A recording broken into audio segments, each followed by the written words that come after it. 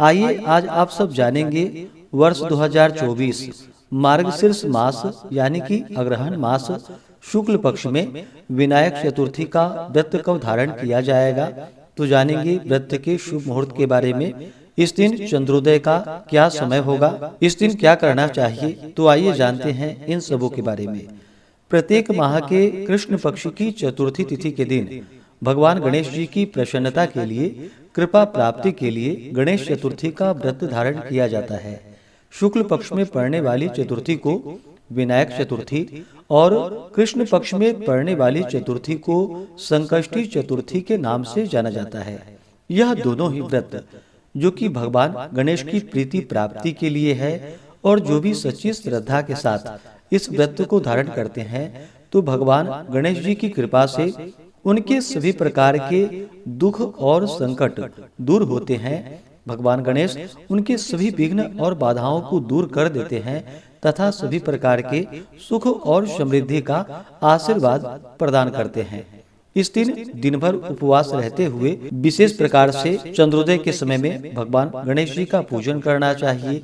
साथ में चौथ माता का पूजन करना चाहिए और चंद्रमा को अर्घ्य देने के बाद व्रत पूर्ण माना जाता है। मार्गशीर्ष मास शुक्ल पक्ष की चतुर्थी तिथि प्रारंभ समय जो कि 4 दिसंबर 2024 दिन बुधवार दोपहर 1:11 और चतुर्थी तिथि की जो समाप्ति है वह 5 दिसंबर 2024 दिन गुरुवार दोपहर 12:50। तो हमें चंद्रोदय व्यापनी के अनुसार व्रत के लिए जो समय प्राप्त हो रहा है तो सभी भक्तजन 4 दिसंबर 2024 दिन बुधवार को विनायक चतुर्थी का व्रत धारण करेंगे। इस बार बुधवार के दिन विनायक चतुर्थी का व्रत है और बुधवार के दिन भगवान गणेश का विशेष प्रकार से पूजन भी किया जाता है। तो यह एक बड़ा ही अच्छा संयोग भी बन रहा है। 4 दिसंबर को जो ब्रह्म मुहूर्त का समय है वह समय सुबह 5:10 से सुबह 6:05 तक होगा। सूर्योदय का समय सुबह 6:28 और सूर्यास्त शाम 5:07 होगा। 4 दिसंबर को चंद्रोदय का समय सुबह 9:15 और चंद्रास्त शाम 7:47 होगा।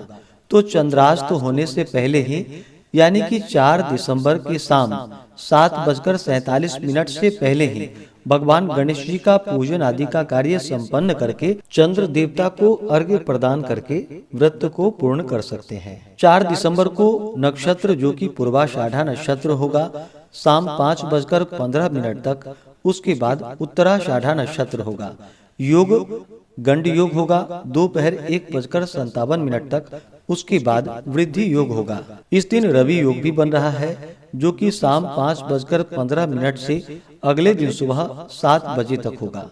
इस दिन भगवान गणेश जी का पूरे विधि विधान के साथ गंध पुष्प धूप दीप आदि से पूजन करके भगवान गणेश जी को दुर्वा दल और सिंदूर अवश्य ही चढ़ानी चाहिए और विशेष करके मोदक का भोग या लड्डू आदि का भगवान गणेश जी को भोग लगाए। भोग लगाते वक्त उसमें दुर्वा दल डाल करके भोग लगाए। भगवान गणेश जी को तुलसी पत्र नहीं चढ़ाया जाता है, इस बात का ध्यान रखिए।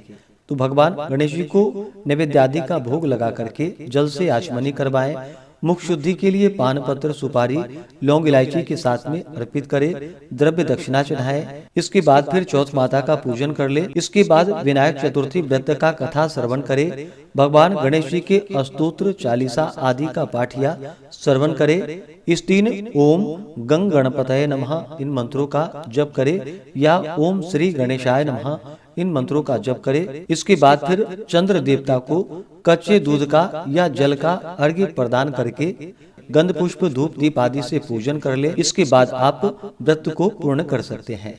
इस प्रकार से जो भी भक्त सच्ची श्रद्धा के साथ प्रत्येक चतुर्थी पर भगवान गणेश जी का पूजन करते हैं तो भगवान गणेश जी उनके सभी प्रकार के दुख और कष्टों को दूर कर देते हैं तथा सुख और समृद्धि का आशीर्वाद प्रदान करते हैं।